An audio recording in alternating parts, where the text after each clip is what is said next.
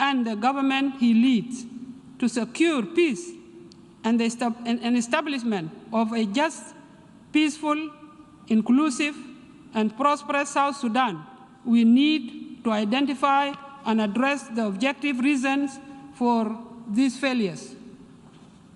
President Kiir has recently stated that it is now time to correct the past mistakes and open a new page for building a better future of peace, development, and prosperity for our people.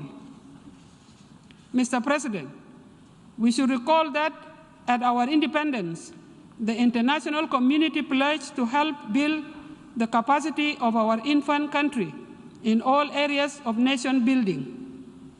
As a result, the United Nations mission in South Sudan, UNMISS, was created to help establish the foundations of our new nation.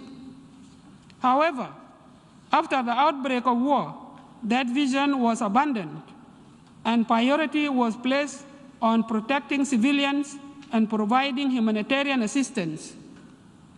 As a result, support for capacity building of the state was terminated. The protection of civilians is a priority. As the Vice President responsible for the humanitarian cluster in our government, I champion this cause, but it should not be at the expense of capacity building and sustainable development. Building state capacities to govern responsibly and effectively is essential. It is also necessary to guard against the unintended consequences of dependency on humanitarian assistance. With the constant improvement in peace security, it is time to transition from emergency and place our efforts to resetting the sustainable development agenda. The development of the revitalized national development strategy is the government of South Sudan's clear and deliberate roadmap to accelerating the implementation of our axis while laying the foundations of sustainable peace and the stabilization of our economy. It is a painful and shameful situation for a country endowed with vast, fertile land to be regarded as poor. We must ensure peace and security in the country and double our efforts to support our people who wanted to return and are returning to their areas of origin, for them to participate fully in nation building and contribute to bringing food security in the country. At the core of our efforts are the youth. South Sudan is a young and youthful country, and we call on our partners to help us in our continuing efforts to develop the skills of women and youth, providing them with jobs and livelihood opportunities, and harnessing their energy and productive capacity to provide an alternative to picking up the gun again and engaging in destructive behavior. I am glad to note that encouraging steps have recently been taken in this direction. For example, our security forces and their UNMISS counterparts have begun to promote rural peace and security. We are soon unveiling a national youth service program and setting up a youth empowerment fund in partnership with the United Nations Development Program and other partners.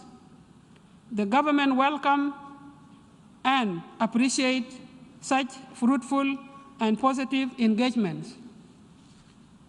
To fulfill the vision of our liberation struggle, we must use our oil revenues to fuel economic growth through investment in agriculture.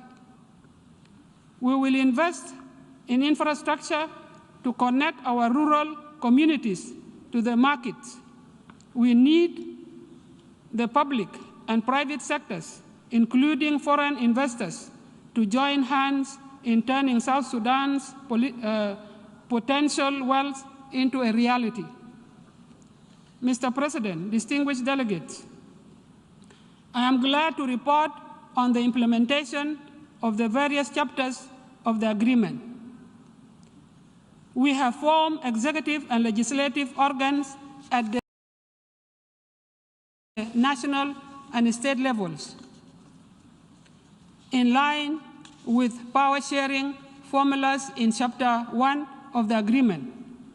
More importantly, we have made significant progress in implementing public financial management reforms in Chapter 4. These measures have met the expectation of international financial institutions and other external partners.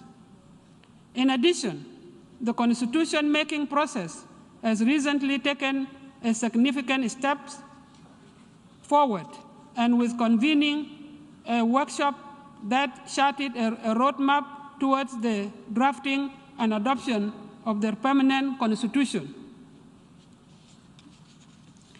Towards drafting and adoption of the permanent constitution, the implementation of Chapter 5 on transitional justice, accountability, reconciliation, and healing is moving forward at a relative slow pace. This is not for lack of political will, but rather for objective reasons that are addressing with our regional and international partners. We can therefore say that the glass is half full in the implementation of most chapters of the revitalized peace agreement. Where the glass remains half empty is in Chapter 2 on a permanent ceasefire and transitional security arrangements. There is an urgent need to form a unified professional army under one command and control. The security sector reform is the most challenging part of the agreement, as it contains elements at the center of the violent conflicts in the country. The parties to the agreement and other stakeholders should continue dialogue to build the mutual understanding and confidence needed to address and resolve long-standing differences. Building sustainable peace requires inclusivity, collective investment, determination, diligence, and patience. Mr. President, having celebrated the 10th anniversary of independence this year, the next decade, the United Nations Decade of Action to deliver on the SDGs by 2030, is an opportune moment that coincides with our efforts to develop the country's economy by investing in agriculture. Moreover, with the youth estimated at 73.6% of the population, the government promises to leverage women and young people's contribution to agriculture and economic development. Distinguished ladies and gentlemen, climate change has already impacted the lives of at least 1 million people across South Sudan. Torrential rains have resulted in the worst flooding in 60 years and have inundated villages and towns and destroyed livestock.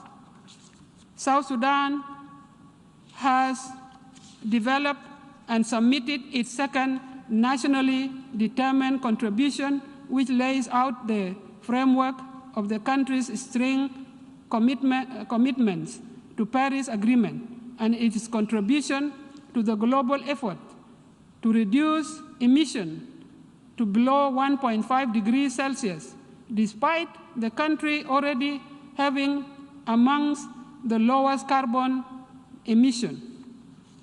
The NDC not only places the country towards a sustainable low-carbon growth pathway, but also developed its resilience against climate-induced shocks and stresses. South Sudan is contributing more than its fair share in reducing global emissions. Yet, it is amongst the countries that is suffering the most from the impact of climate change.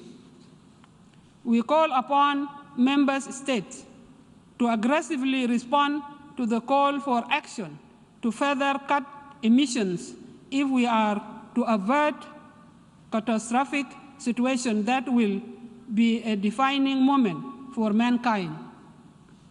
South Sudan stands ready to help the world, and this is to our national interest, as we have the natural resources and capacity to enhance climate mitigation and adaptation measures.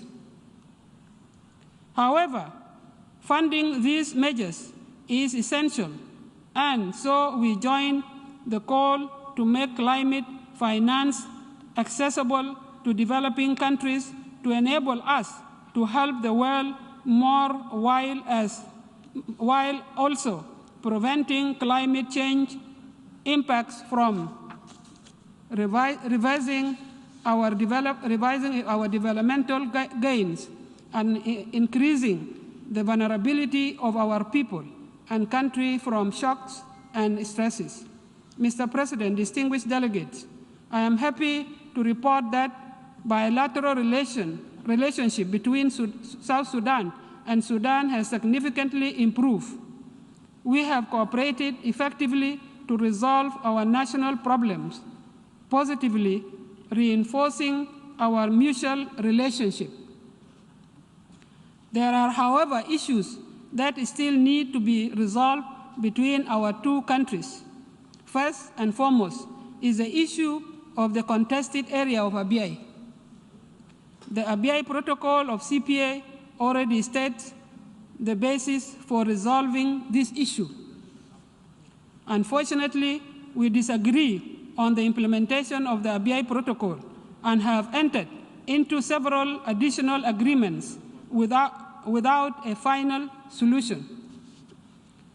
Now Khartoum has called for the withdrawal of the Ethiopian forces in the United Nations Interim Security Force in Abyei. Any alternative arrangements will take time and leave a dangerous security gap in the area. This issue can be resolved peacefully through an arrangement that will give Abyei people their freedom and dignity. Moreover, that will enable them to play a positive role at the border between the two Sudans.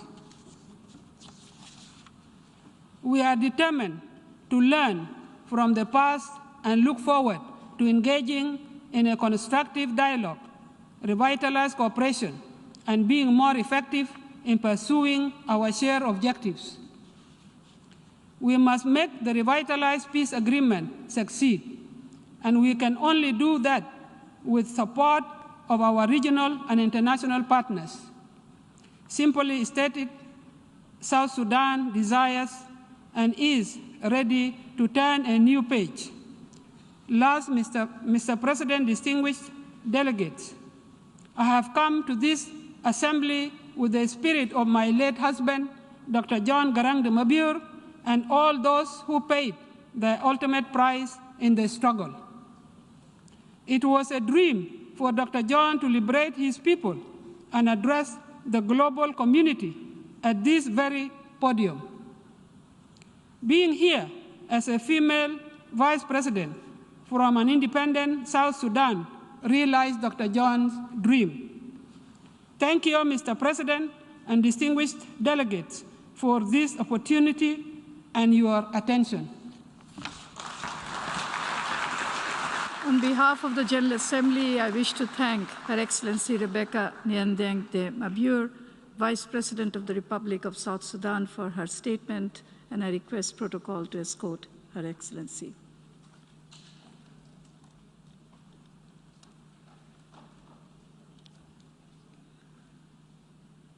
I now give the floor to the distinguished representative of Armenia to introduce an address by the head of government.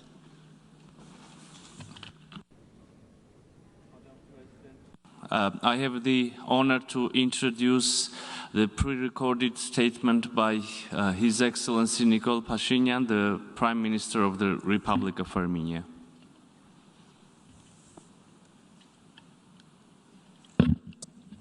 Գլխավոր ասամբլեայի մեծարգո նախագահ Տիկնակ եւ պարոնայք, ուրախ եմ հերթական անգամ ուղերձով հանդես գալ միավորված ազգերի կազմակերպության գլխավոր ասամբլեայի նստաշրջանին։ Կցանկանայի նախ շնորհավորել պարոն Աբդուլլա Շահիդին գլխավոր ասամբլեայի նախագահի պաշտոնում ընտրվելու, ինչպես եւ պարոն Անտոնիո Գուտերեշին ՄԱԿ-ի գլխավոր քարտուղարի պաշտոնում վերընտրվելու առիթով։ Վստահ եմ, ձեր առաջնորդությամբ կաջակցեք հաղթահարել մեր առջև ծառացած ծավալուն մարտահրավերները։ Այսօր իմ ելույթում ցանկանում եմ անդրադառնալ Հարավային Կովկասի տարածաշրջանում տիրող իրավիճակին եւ ներկայացնել գոյություն ունեցող խնդիրների լուծման վերաբերյալ մեր տեսակետները ու առաջարկությունները։ Ինչպես գիտեք, 2020 թվականի աշնանը Լեռնային Ղարաբաղը ենթարկվեց ագրեսիայի։ 44 օր տևած պատերազմը խլեց մի քանի հազար մարդկանց կյանք։ Լեռնային Ղարաբաղի տասնյակ հազարավոր բնակիչներ տեղահանվեցին։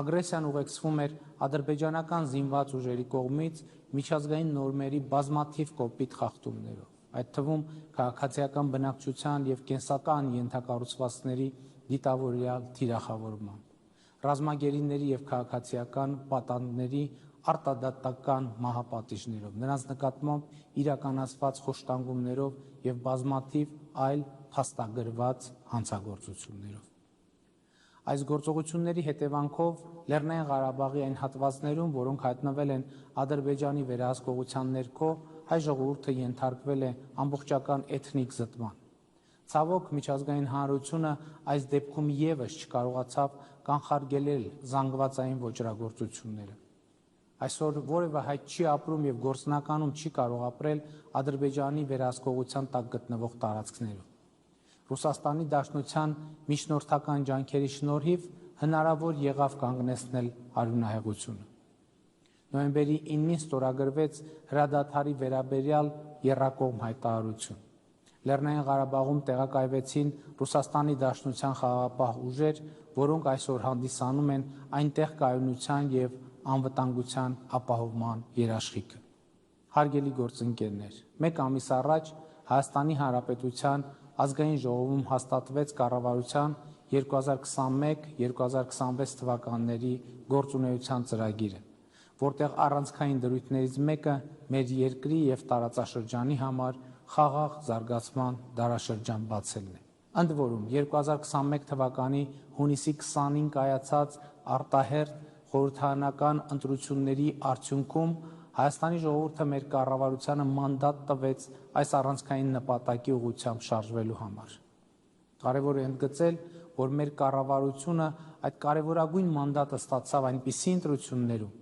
որոնք անցկացվեցին երկրում ստեղծված ներքաղաքական ճգնաժամը հաղթահարելու համար։ 2018 թվականին Հայաստանում տեղի ունեցած ոչ բռնի Թավշյա ժողովրդական հեղափոխությունից հետո սա մեր երկրում տեղի ունեցած երկրորդ ընտրություններն էին եւ երկու ընտրություններն էլ միջազգային դիտորդների կողմից գնահատվեցին որպես մրցակցային, թափանցիկ եւ ժողովրդավարական չափանիշներին համապատասխանող։ Եվ ուրեմն ինչպես ենք մենք պատրաստվում իրականացնել մեր երկրի ու տարածաշրջանի համար խաղաղ զարգացման դարաշրջան բացելու նպատակը։ Երկխոսության մեր տարածաշրջանում ցավալիորեն արկա թշնամության մթնոլորտը քայլ առ քայլ հաղթահարելու միջոցով։ Մենք գիտակցում ենք, որ ճանապարհը դժվարին եւ երկարատև է լինելու։ Այսօր էլ ցավոք գրեթե ամեն օր տեղի են ունենում իրադարձություններ, որոնց նպատակը խաղաղության օրակարգը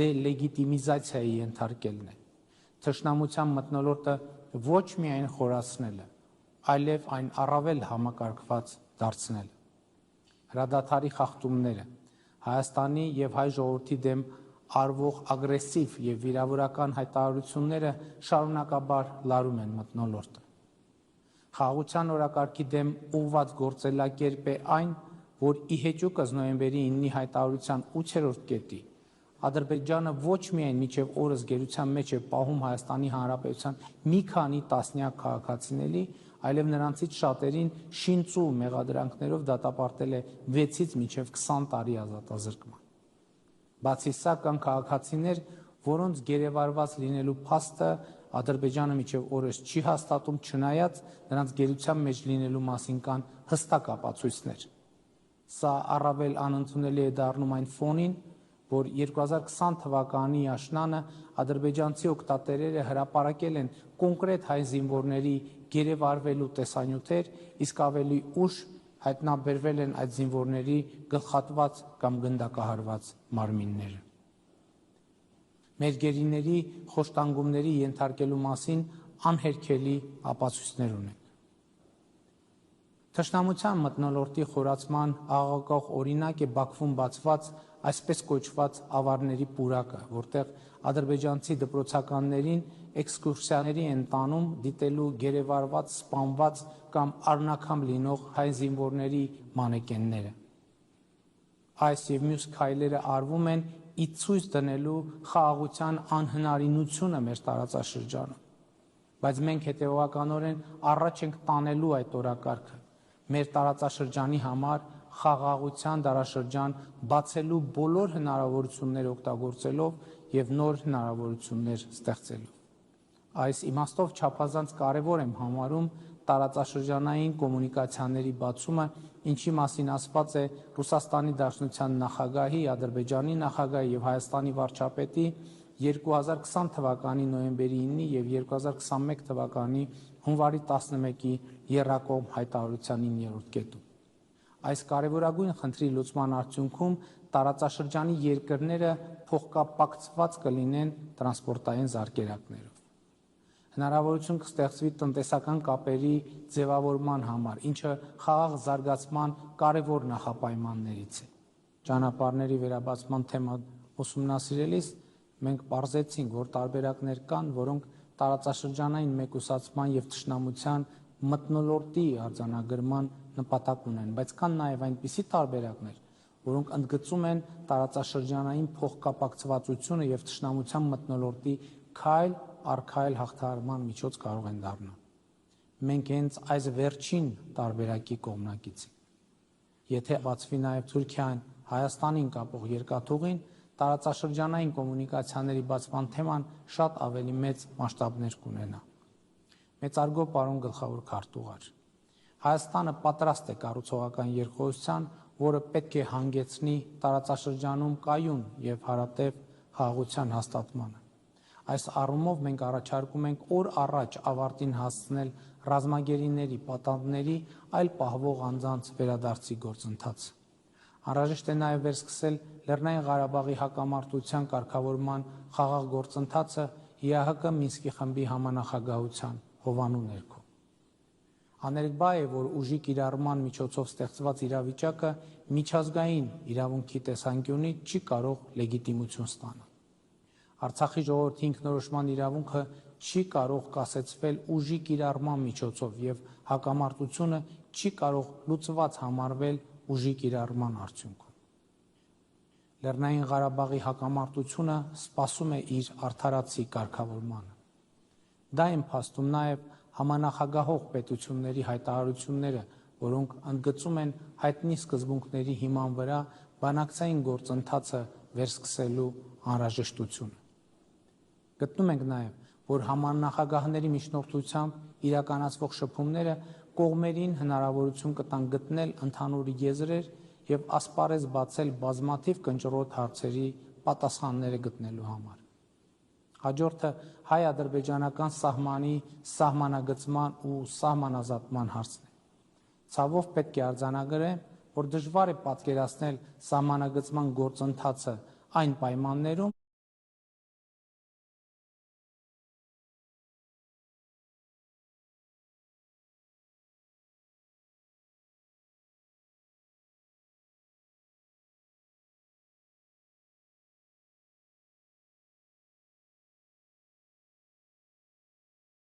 երբ գրեթե ամենօրյա պարբերականությամբ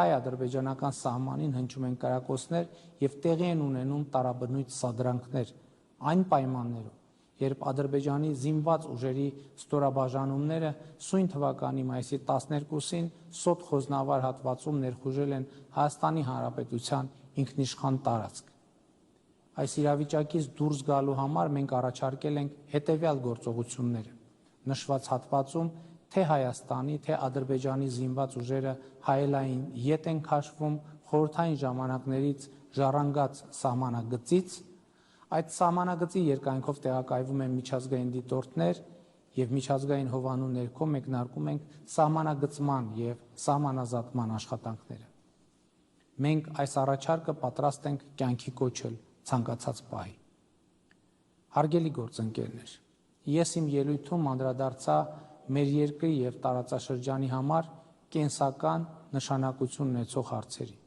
որոնք այսօր հրատապ լուծում եւ միջազգային հանրության սևեռուն ուշադրությունն են պահանջում։ Միևնույն ժամանակ, ավարտելով իմ ելույթը, ցանկանում եմ վերահաստատել, որ Հայաստանը, որպես միջազգային հանրության պատասխանատու անդամ եւ վստահելի գործընկեր, շարունակելու է իր ներդրումը բերել բազմակողմանի միջազգային իրավակարգի ամրապնդմանը, ՄԱԿ-ի կանոնադրության նպատակների ու սկզբունքների վրա հիմնված միջազգային համագործակցությանը, կայուն զարգացման խրախուսմանը ու մարդու հիմնարար իրավունքների պաշտպանությանը։ Մենք հավատարիմ ենք կառուցողական եւ ներառական երկխոսությանը մեր բոլոր գործընկերների հետ։ Հայաստանը պատրաստակամ է ամենայն ջանք գործադրել նպաստելու արդի գլոբալ այնպիսի մարտահրավերների հաղթահարմանը, ինչպիսիք են կլիմայի փոփոխությունը, COVID-19-ի համավարակը, միջազգային խաղաղության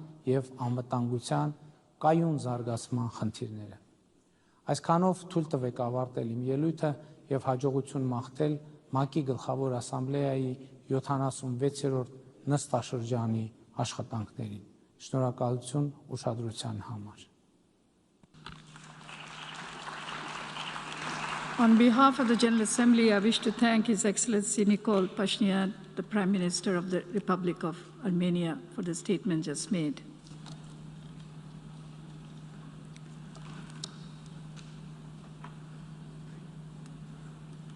I now give the floor to the distinguished representative of Mauritius to introduce an address by the head of government. Thank you very much, Madam Vice President. With your permission, Madam Vice President, may I invite the General Assembly to hear a pre-recorded statement by Honorable Praveen Kumar Jagannath, the Prime Minister of the Republic of Mauritius. President of the General Assembly, Secretary General of the United Nations, Excellencies, distinguished delegates. Mr. President, it is indeed a great pleasure to see you steering the proceedings of the 76th session of the General Assembly of the United Nations. Mauritius and Maldives share common challenges as developing islands of the Indian Ocean. We wish to assure you of our full cooperation and support during your presidency. I extend my gratitude to His Excellency, Mr. Volkan Bozkır, for his successful presidency of the last session. Let me also congratulate His Excellency, Mr. Antonio Guterres, upon his re-election as Secretary General of the United Nations, and thank him for his comprehensive report entitled Our Common Agenda. Mr. President, you have chosen a very appropriate theme for this session, given the unique situation we are in for the past 20 months. Building resilience through hope, recovering from COVID-19, rebuilding sustainably, responding to the needs of the planet, respecting the rights of people and revitalizing the United Nations, cover the whole range of activities which are not only urgent, but also crucial if we are to ensure our long-term continued existence on our planet in a manner that enhances multilateralism and cooperation, protects the rights of people by reinforcing our institutions and the rule of law, and leaves no one behind. The COVID-19 pandemic caught a totally unprepared world with unparalleled intensity, disrupting governments and societies, the multilateral system, and more importantly, the lives and livelihood of people. It has brought to light the scale of global interconnectedness. Events in one country can have rippling effects across the globe. Almost 2 years later, we are still grappling with the pandemic and its mutations, and despite the fact that vaccines have come out amazingly fast, we are still not in a position to say that life is back to normal. In fact, just as many countries were finding it hard to find basic protective equipment at the beginning of the pandemic, they are now facing similar challenges to have access to affordable and effective vaccines. While advanced economies have been able to deploy massive fiscal stimulus to cushion the pandemic's impact and have succeeded in achieving mass vaccinations, the policy response of developing countries has been constrained by several factors, and access to vaccines is still limited. Inequitable vaccine distribution is not only leaving millions of people vulnerable to the virus, but it is also allowing new variants to emerge, with the result that recovery will take longer. We welcome the US initiative to organize a leaders' summit to consider ways of eradicating the pandemic. The meeting held this week shows that bringing together world leaders, economic partners, and vaccine producers, and the scientific community can lead to concerted actions to fight the pandemic. We should strive towards producing more vaccines more rapidly and decentralize their production to cater for the needs of the people around the globe. Multilateral facilities, such as the COVAX, should be fully funded and empowered to redistribute surplus vaccine doses. Necessary technology and resources should be shared with developing countries, including SIDS like Mauritius, to enable the rollout of vaccines for faster return to normalcy. In the same vein, unilateral economic sanctions should be reviewed in the light of humanitarian urgency to fight the pandemic. Mr. President, with these initiatives, we stand a good chance to eradicate the pandemic, or at the very least, be able to learn to live with it. But the world will still have to face the economic challenge that has come with the pandemic. COVID-19 has severely impacted the world economy. Mauritius was not spared, and our GDP contracted by 14.9% in 2020. Public health spending has had to be increased significantly, together with a string of measures to assist business transformation, support the tourism sector, increase local food production, and support various sectors of the economy. Along with the pandemic, Mauritius has also faced other challenges concerning its financial services sector, and we have had to address these as a matter of great urgency in order to keep the sector afloat. Mr. President, before the pandemic, small island developing states were already facing significant levels of debt distress. While we welcome the G20 debt service suspension initiative, we believe this facility should be extended to include small island developing states, in particular the middle-income countries as well. A new global financial architecture focusing on fiscal space and debt sustainability is urgently needed for SEEDS. Mauritius fully supports the proposal to produce a multi-dimensional vulnerability index to be used in determining the type and measure of support that will be needed by a country, not only to build its resilience, but also to put it on track to achieve its SDGs. Mr. President, the Paris Agreement was hailed as a major breakthrough in our efforts to tackle climate change. But the climate events since show that unless we commit to doing much more, our planet and indeed our existence are severely threatened. The last Intergovernmental Panel on Climate Change report is unequivocal.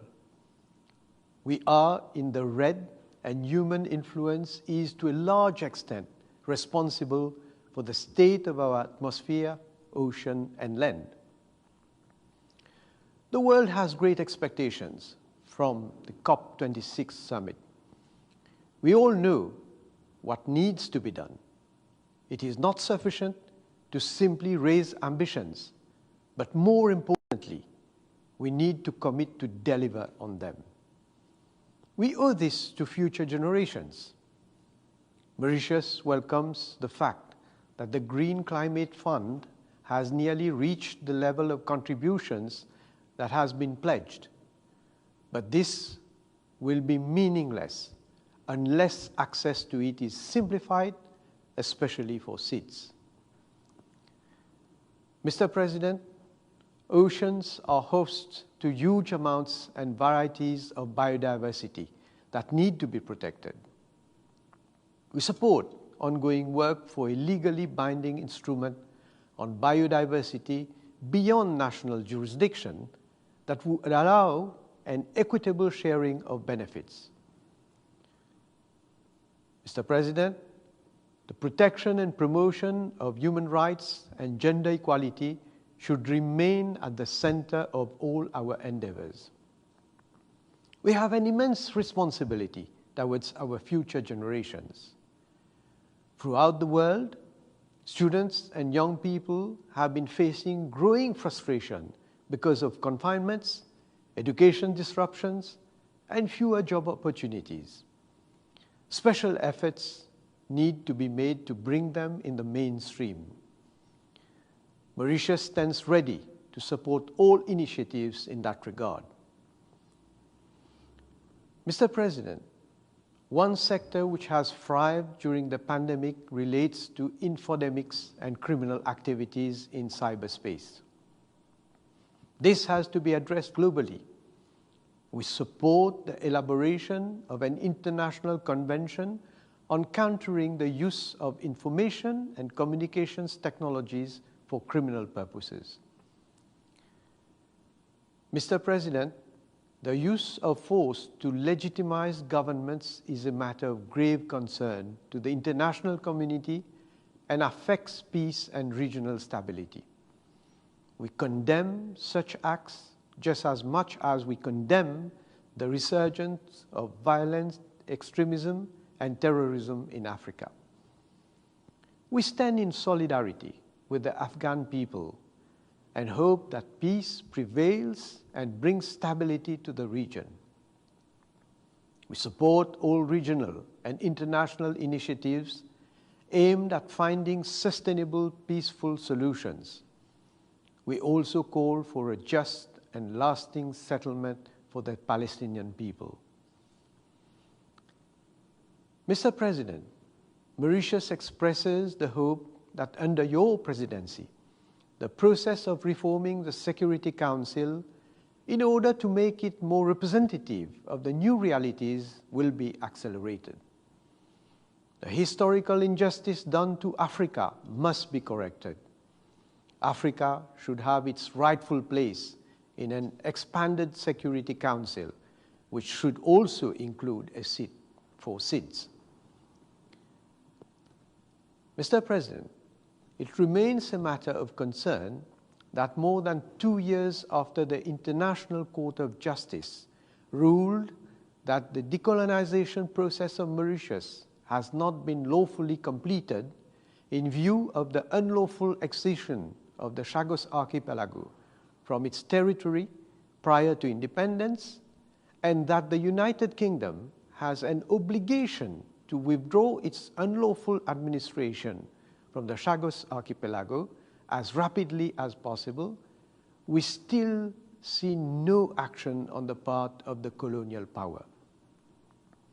And yet, the findings of the ICJ have been affirmed by the UN General Assembly Resolution 73/295, and in January this year, a special chamber of ITLOS has held that those authoritative determinations of international law by the ICJ have binding legal effect, rendering it beyond legitimate dispute that Mauritius is sovereign over the Chagos Archipelago as an integral part of its national territory.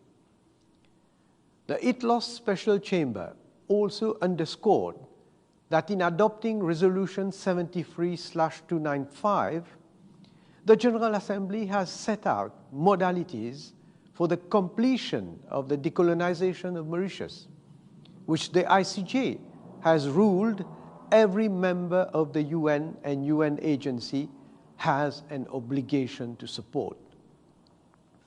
The ITLOS Chamber will now proceed to delimit the maritime boundary between Mauritius and Maldives on the basis of Mauritius being the coastal state in relation to the Chagos Archipelago. We note with further satisfaction that specialized agencies of the United Nations, such as the Universal Postal Union, have recently adopted, by a large majority, a resolution to give practical effect to General Assembly Resolution 73/295, thereby ensuring respect for international law and its obligations under the agreement it signed in 1947 with the United Nations. Mauritius looks forward to further implementation of Resolution 73/295 by other international and regional organizations with the support of UN member states. Mauritius remains committed to implementing a program for the resettlement in the Chagos Archipelago of Mauritian nationals, in particular those of Chagosian origin who were forcibly removed by the UK from the Chagos Archipelago in violation of their basic human rights. I express, on behalf of the government and people of Mauritius, and in particular the Mauritians of Chagosian origin, our sincere gratitude to all the countries that have been supporting us in completing our decolonization, and we appeal to the colonial power to comply with the rulings of the international courts and the resolutions of the General Assembly. Compliance with international law is the responsibility of all law-abiding states. Mr. President, I would like to reiterate the commitment of Mauritius to ensuring the continued operation of the defense facility in Diego Garcia. Mauritius considered the facility vital to the maintenance of international peace and security in the Indo-Pacific region and to efforts to combat terrorism, piracy, and the illicit trafficking of drugs and persons.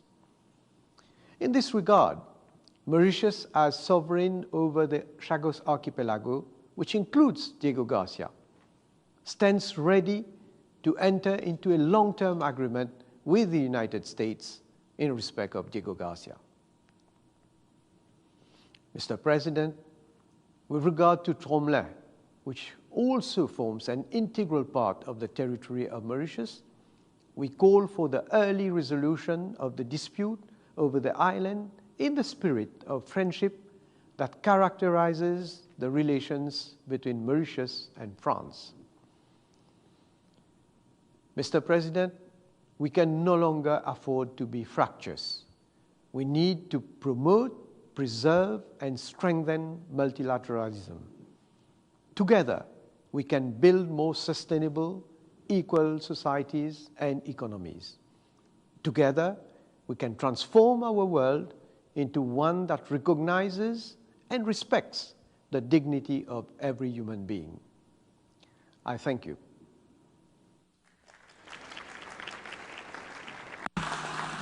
On behalf of the General Assembly, I wish to thank the Prime Minister, Minister for Defense, Home Affairs and External Communications, Minister for Rodrigues, Outer Islands and Territorial Integrity of the Republic of Mauritius for the statement just made.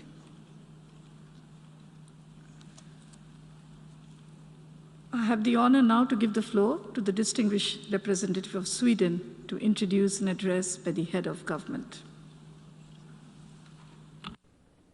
Madam President, Excellencies, ladies and gentlemen, I would like to take this opportunity to congratulate Mr. Abdullah Shahid on taking up the position as President of the 76th session of the General Assembly. I also welcome the reappointment of Mr. Antonio Guterres as UN Secretary General for a second term. Both of you can count on Sweden's full support for your important work. It is my honor now to introduce Sweden's pre-recorded national address to the general debate on the 76th session on the General Assembly, delivered by His Excellency Stefan Löfven, Prime Minister of Sweden. Thank you.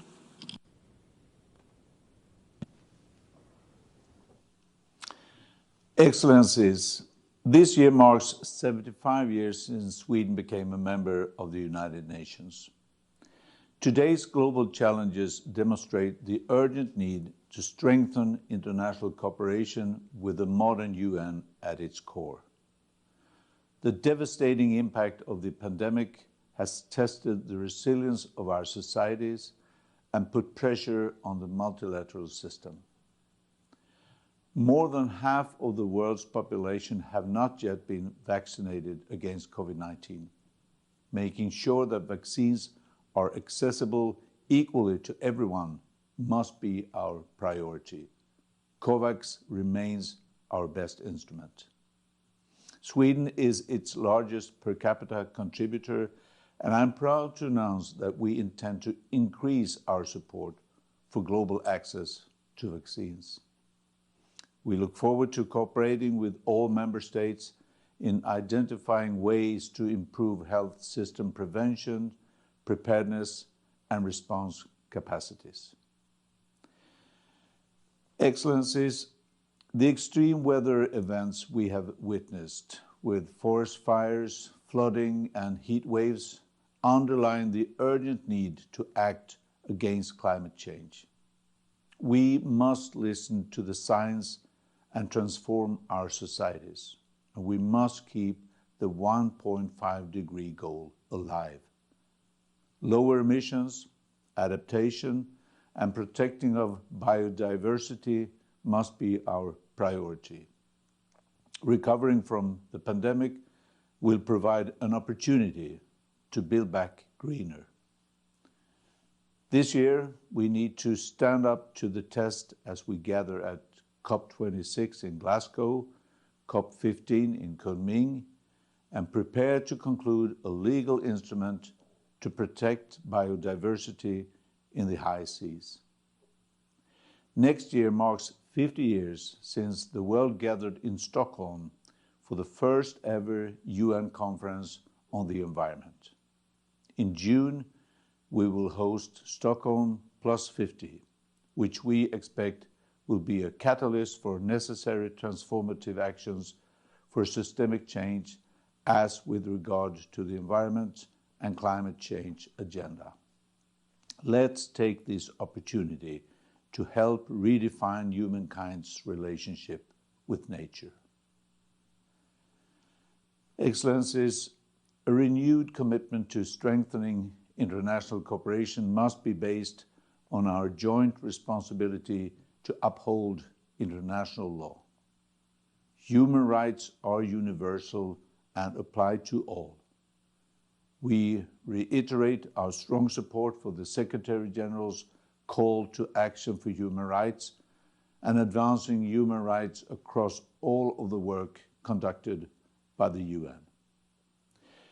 We remain deeply concerned that respect for democracy continues to decrease globally.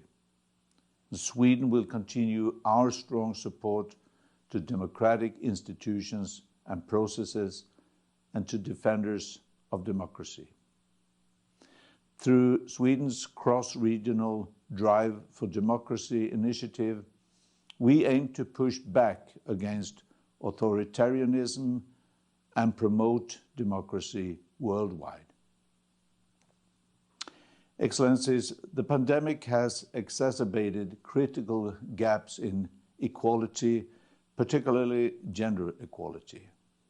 Women and girls have been disproportionately affected. Sustainable development, peace, and security are not possible when women and girls are left behind. This is why my government is a feminist government. Sweden will always stand up for sexual and reproductive health and rights. Excellencies, international solidarity is part of the Swedish DNA. We remain firm in our global commitments, including to provide 1% of GNI to overseas development assistance. Free, fair, and sustainable trade is key in order to create new jobs and increase prosperity. The World Trade Organization has an essential role in upholding a rules-based international trading system. We must ensure that we have the means to build back better and greener. As chair of the ILO governing body this year, we will promote labor rights. Excellencies, the pandemic has also increased the suffering of the most vulnerable.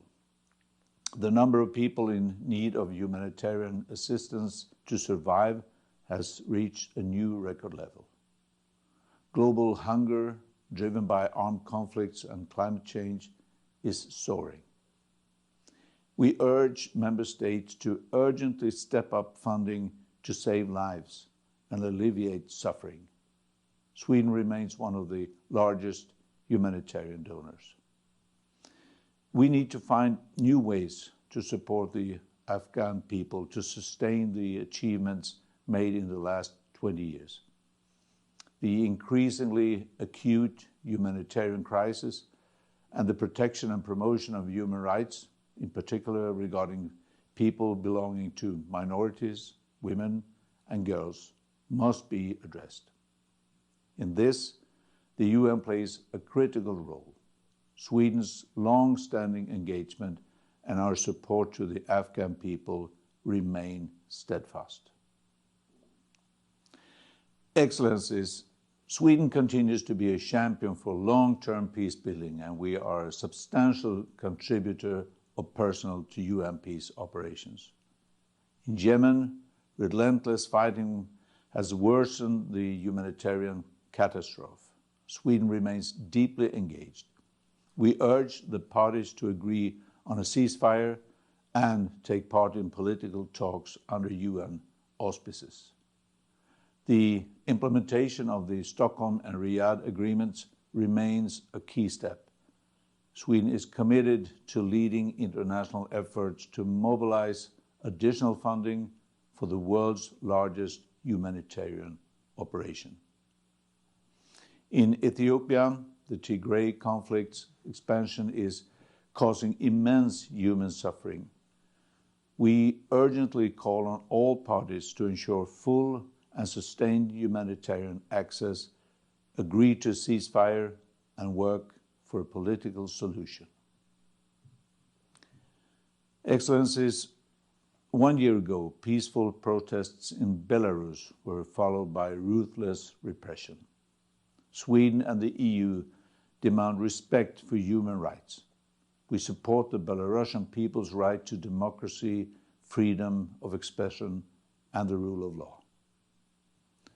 Sweden remains a steadfast supporter of Ukraine's territorial integrity, sovereignty, and independence. We continue to unequivocally denounce Russia's illegal annexation of Crimea and Sevastopol. This year, Sweden is chairing the Organization for Security and Cooperation in Europe. Our guiding principle is to return to the basics by defending the European security order based on respect for international law and the UN Charter. Strengthening the OSCE's cooperation with the United Nations is a priority, not least on the ground in conflict situations. Excellencies, the nuclear threat is as present as ever. To reverse this negative trend, we welcome recent steps such as the extension of the New START Treaty and the US and Russian joint statement reaffirming that a nuclear war cannot be won and must never be fought. The Stockholm Initiative for Nuclear Disarmament aims to ensure that concrete steps towards nuclear disarmament are taken, not least in view of the upcoming review conference of the Non-Proliferation Treaty. Some progress has been made, but much more remains to be done. We call on all states, in particular nuclear weapon states, to do their part.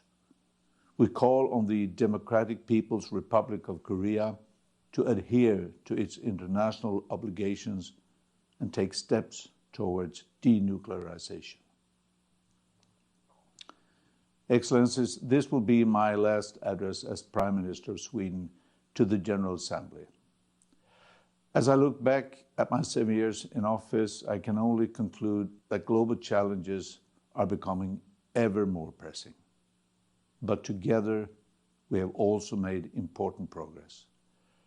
Sweden remains an active champion of finding common solutions to the challenges we jointly face. Our roadmap is global implementation of the 2030 Agenda. Gender equality is the unfinished human rights struggle of this century. Gender equality has always been a key priority in decision-making and resource allocation in my government, and I have promoted gender equality globally. Climate change is the defining issue of our time. In 2017, the Swedish Parliament adopted the most ambitious climate reform in Sweden's history, aiming at net zero emissions of greenhouse gases by 2045. Together with India, I'm proud to have launched the Leadership Group for Industry Transition. Inequality has further accelerated. I launched the Global Deal Partnership for Decent Work and Inclusive Growth in 2016. The objective is to improve the global labor market. Anti-Semitism must be rigorously countered. The forum aims to take concrete steps in the work for Holocaust remembrance and the fight against anti-Semitism. Excellencies, last year's adoption of the UN 75 Declaration, co-facilitated by Sweden and Qatar, was a recommitment to strengthening international cooperation with a modern, innovative, and inclusive United Nations at its core. Together with the Prime Minister of Spain, I have launched a network of leaders to support the Secretary General in taking the common agenda forward. Future generations should be at the center of these efforts. We look forward to contributing to the preparations of a Summit of the Future in 2023. Sweden joined the United Nations 75 years ago. Rest assured that we will continue working with all of you, all towards a peaceful, green, more equal, and healthier planet. We will remain as committed to international cooperation in the future as we have been over the last 75 years. Thank you.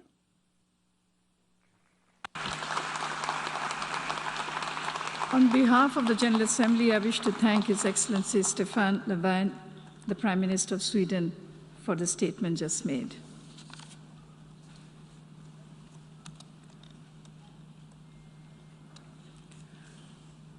The Assembly will hear an address by Her Excellency Mia Amor-Mottley, Prime Minister, Minister for National Security and the Civil Service, and Minister for Finance, Economic Affairs and Investment of Barbados.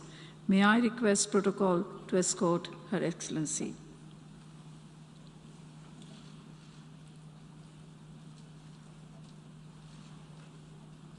I have great pleasure in welcoming Her Excellency Mia Amor-Mottley, Prime Minister, Minister for National Security and the Civil Service, and Minister for Finance, Economic Affairs and Investment of Barbados, and I invite her to address the General Assembly. Madam Prime Minister. Thank you very much, Madam Vice President. Please permit me at the outset to congratulate the Secretary General, Antonio Guterres, and the Deputy Secretary General, Mina Mohammed, on their reappointment as to the post here, and also to the election of the President for this 76th General Assembly. If I use the speech prepared for me to deliver today, it would be a repetition of what you have heard from others and also from me. Equally, how many more times will we then have a situation where we say the same thing over and over and over to come to naught? My friends, we cannot do that anymore. And I ask simply that we recall 3 years ago, when I made my maiden speech, I indicated from this very podium and told the international community that the world appeared awfully similar to what it looked like 100 years ago. Barbados made that position clear. Regrettably, we have not come to say we told you so, but we have come to say that the needle has not moved and that we have not seen sufficient action on behalf of the people of this world. I am not here, therefore, to keep you long today and shall be very, very brief. How many more variants of COVID-19 must arrive? How many more before a worldwide action plan for vaccinations will be implemented? How many more deaths must it take before 1.7 billion excess vaccines in the possession of the advanced countries of the world will be shared with those who have simply no access to vaccines? How much more fake news will we allow to be spread without states defending the public digital space? We have come together with alacrity to defend the right of states to tax across the digital space, but we are not prepared to come together with the same alacrity to defend the rights of our citizens to be duped by fake news in the same digital space. And how many more surges must there be before we ask, when will the world take action? None are safe until all are safe. How many more times will we hear that? And how much more must we do, Madam Vice President, before the global moral strategic leadership that our world needs comes? How much more global temperature rise must there be before we end the burning of fossil fuels? And how much more must sea levels climb in small island developing states before those who profited from the stockpiling of greenhouse gases contribute to the loss and damage that they occasioned, rather than asking us to crowd out the fiscal space that we have for development to cure the damage caused by the greed of others? And how many more hurricanes must destroy, locusts devour, and islands submerge before we recognize that $100 billion in adaptation is simply not even enough? The answer, Madam Vice President, is that we are waiting for urgent, global, moral, strategic leadership. How many more crises must hit before we see an international system that stops dividing us and starts to lift us up? How many more times must people come to this podium and speak about the plight of the people of Cuba and Haiti and see very little being done to lift the floor of social development, to give those people the right to pursue legitimate ambitions? How many more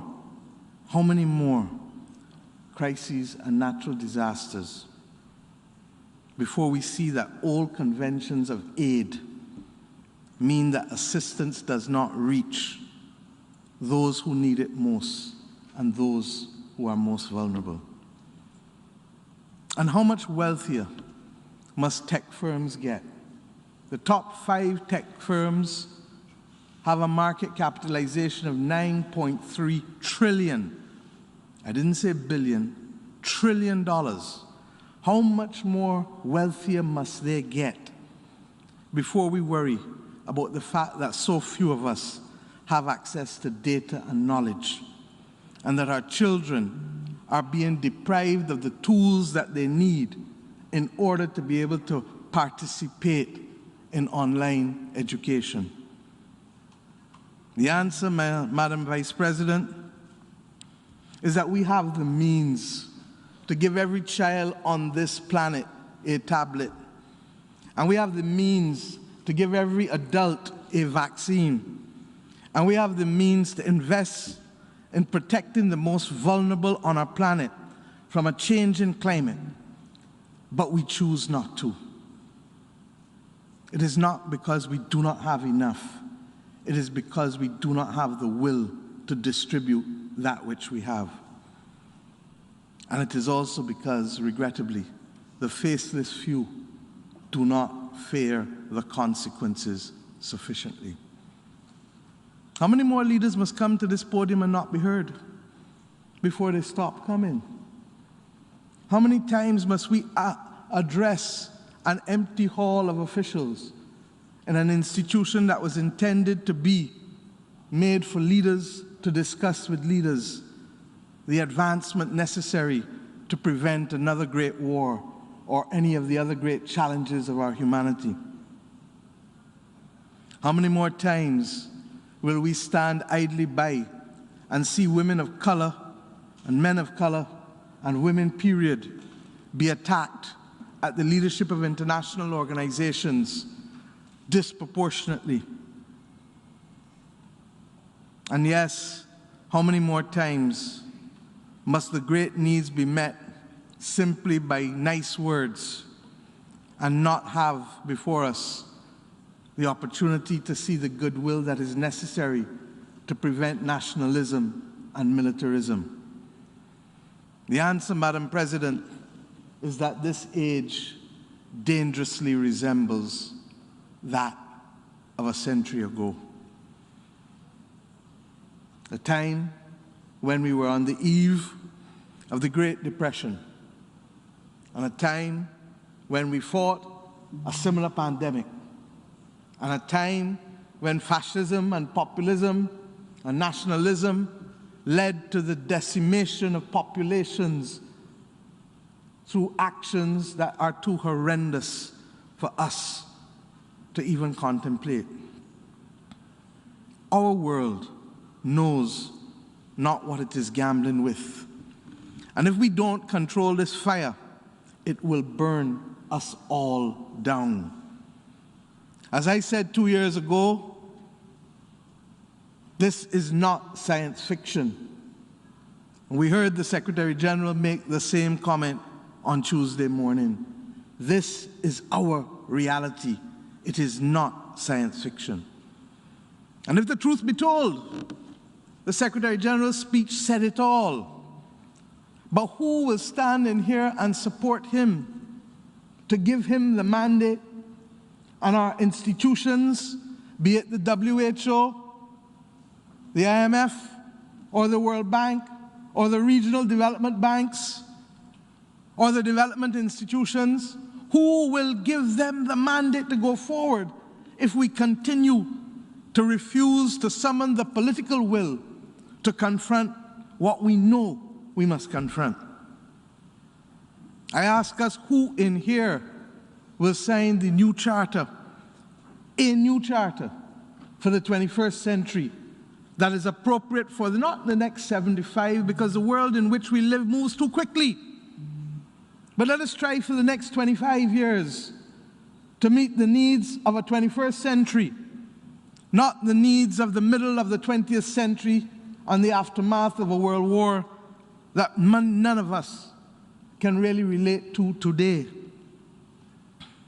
In the words of Robert Nesta Marley, who will get up and stand up? Who will get up and stand up for the rights of our people? Who will stand up in the name of all those who have died during this awful pandemic? The millions. Who will stand up in the name of all those who have died because of the climate crisis? Or who will stand up for the small island developing states who need 1.5 degrees to survive as we go to COP26? Who will stand up? Not with a little token, but with real progress. And who will stand up for all in our countries who remain and suffer the indignity of unemployment and underemployment, and whose access to food is now compromised by increased food prices and increased transportation prices, and transportation, quite frankly, that is being manipulated.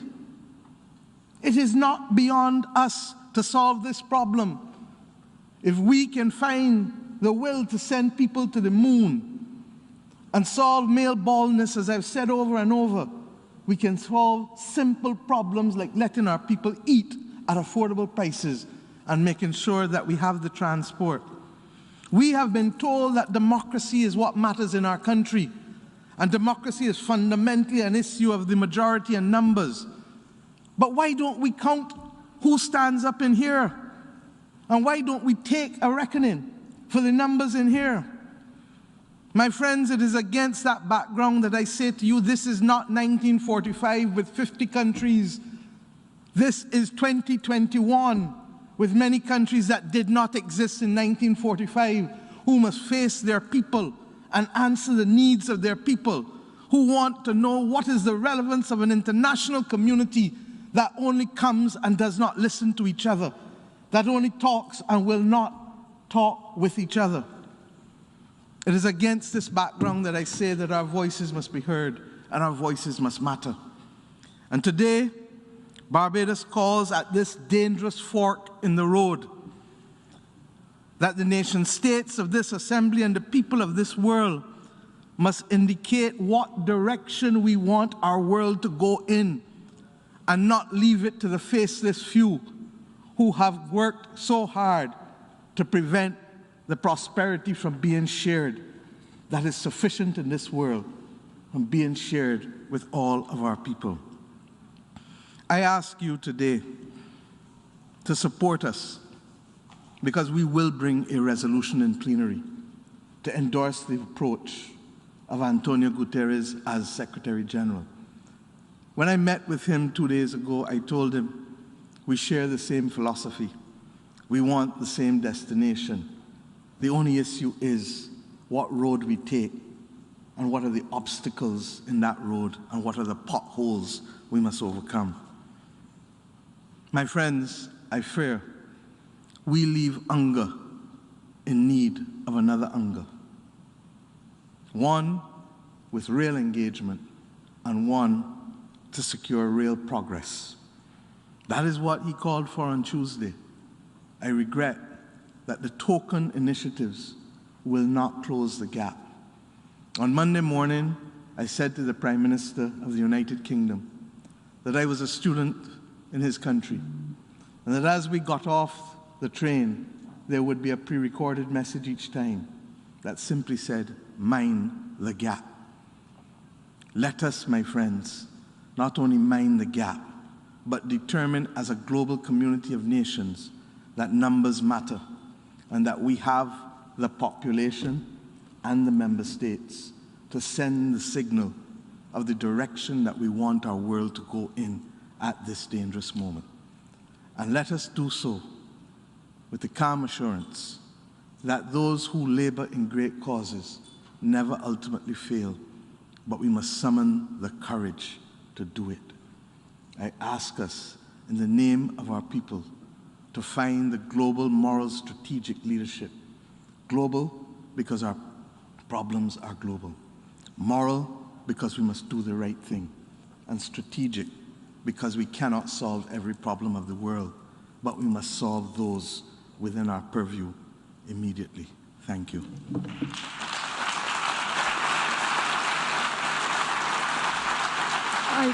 On behalf of the General Assembly, I wish to thank Her Excellency Mia Amor Motley, the Prime Minister, Minister for National Security and the Civil Service, and Minister for Finance, Economic Affairs and Investment of Barbados for her statement, and I request protocol to escort Bangladesh. May I request protocol to escort Her Excellency.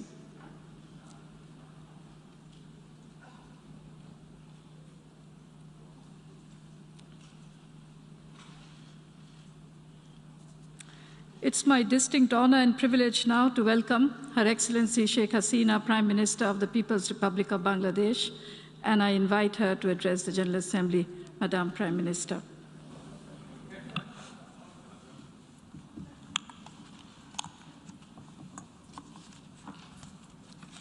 বিসমিল্লাহির রহমানির রহিম। মাননীয় সভাপতি, আসসালামু আলাইকুম। জাতিসংঘের সাধারণ পরিষদের ৭৬তম অধিবেশনের সভাপতি নির্বাচিত হয় আপনাকে আন্তরিক অভিনন্দন জানাচ্ছি। আমাদের দৃঢ় বিশ্বাস আপনার প্রেসিডেন্সি অফ হোপ টেকসই পুনরুদ্ধারের মাধ্যমে এগিয়ে নিয়ে যাবে, যেখানে কেউ পিছনে পড়ে থাকবে না। নজিরবিহীন প্রতিকূলতা সত্ত্বেও সাধারণ পরিষদের ঐতিহাসিক ৭৫তম অধিবেশনে নেতৃত্ব প্রদানের জন্য বিদায়ী সভাপতি জনাব ভোলকান বোজকেকে আমি আন্তরিক অভিনন্দন জানাচ্ছি। এটা আমার জন্য অত্যন্ত গর্বের যে আমি এ নিয়ে ১৭ বার জাতিসংঘের সাধারণ অধিবেশনে আমার দেশ বাংলাদেশের প্রতিনিধিত্ব করছি। সাধারণ পরিষদের এই ৭৬তম অধিবেশনটি এমন এক সময় অনুষ্ঠিত হচ্ছে যখন কোভিড-১৯ বিশ্বজুড়ে অব্যাহতভাবে মানুষের প্রাণ কেড়ে নিচ্ছে। করোনা নতুন ধরনের মাধ্যমে অনেক দেশ বারবার সংক্রমিত হচ্ছে। এই মহামারীতে গোটা বিশ্বের স্বাস্থ্য ব্যবস্থা ও অর্থনীতি বিপর্যস্ত হয়ে পড়ছে। এই সংকটকালে নিবেদিত সেবা ও আত্মত্যাগের জন্য আমি সম্মুখ সারির সকল যোদ্ধার প্রতি শ্রদ্ধা জানাই। কোভিড-১৯-এর নির্মম বাস্তবতার প্রেক্ষাপটে এই অধিবেশনের প্রতিপাদ্য প্রত্যাশা অত্যন্ত সময়োপযোগী হয়েছে। বহুপাক্ষিকতাবাদ ও জাতিসংঘ ব্যবস্থার দৃঢ় সমর্থক হিসেবে বাংলাদেশ এই সংকটকালে জাতিসংঘকে আশা ও আকাঙ্ক্ষার প্রতীক হিসেবে দেখে।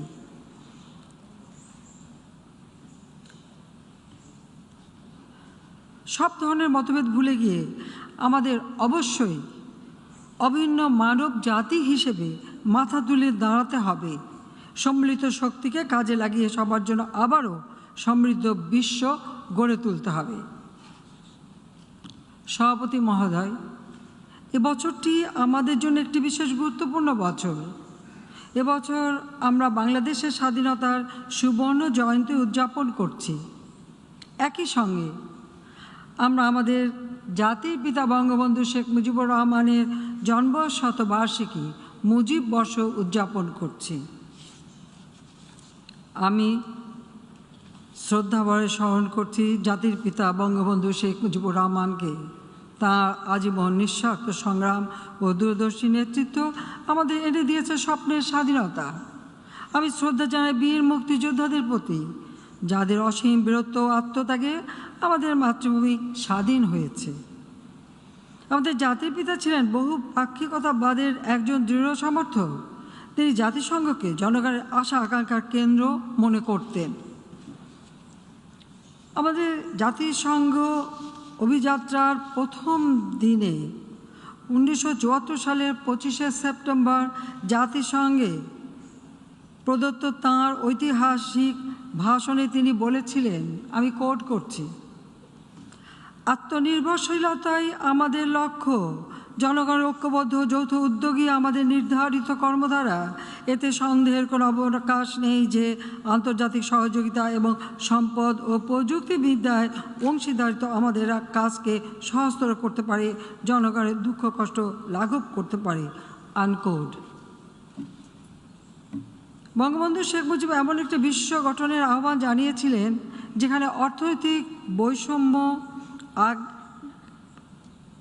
থাকবে না, সামাজিক অবিচার, আগ্রাসন ও পারমাণবিক যুদ্ধের হুমকি থাকবে না।